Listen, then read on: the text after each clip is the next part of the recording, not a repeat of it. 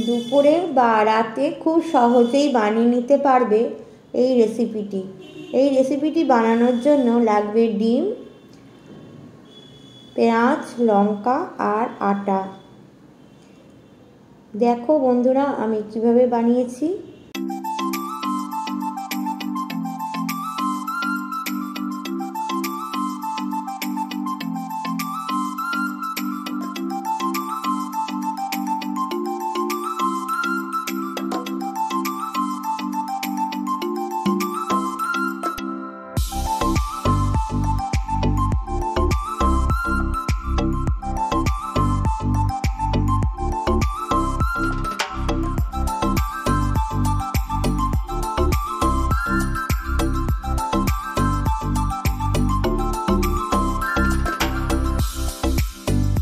পেঁয়াজ লঙ্কা কেটে নিয়েছি।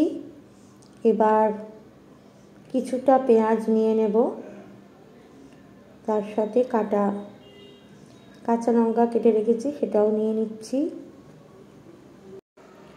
এবার ডিমগুলো দিয়ে দেব। আমি 2টো ডিমের করেছি, তোমরা চাইলে আরও বেশি ডিম নিতে পারো। এবার লবণ দিয়েছি পরিমাণ মতন, হলুদ দিয়ে ভালো করে এটাকে ফেটিয়ে নেব। আটার সাথে একদম ভালো করে মেখে নিতে হবে বন্ধুরা।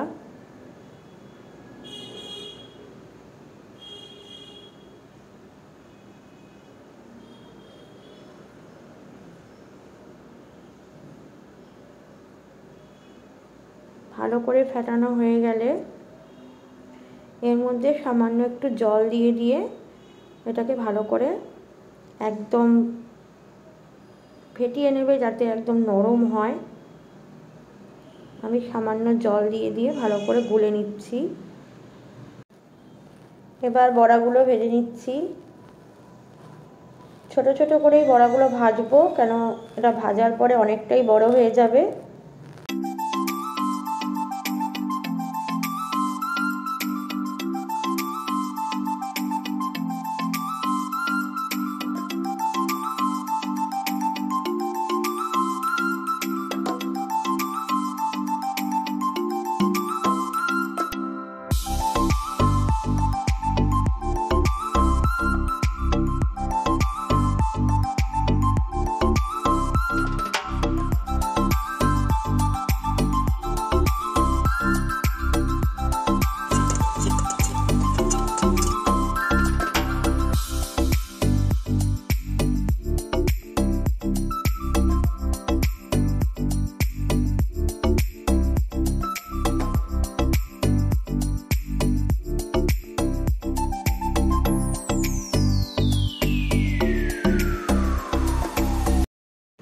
বড়াগুলো একটু লাল লাল করে ভেজে নিতে হবে। বড়াগুলো ভাজা হয়ে গেছে। মশলার মধ্যে নিয়েছি জিরের গুঁড়ো, হলুদের গুঁড়ো, গোলমরিচের গুঁড়ো, লঙ্কার গুঁড়ো, গরম মশলার গুঁড়ো, চিনি আর বিট নুন। আর বাদবাকি যে পেঁয়াজ ছিল সেটাকে আমি শুকনো লঙ্কা আর সাদা জিরে দিয়ে একটু ভেজে নিয়েছি।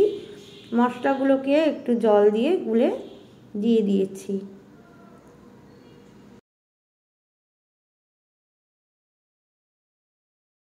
মশলাগুলো ভালো করে সাঁতলানো হয়ে গেলে পরিমাণ মতন জল দিয়ে দিয়েছি।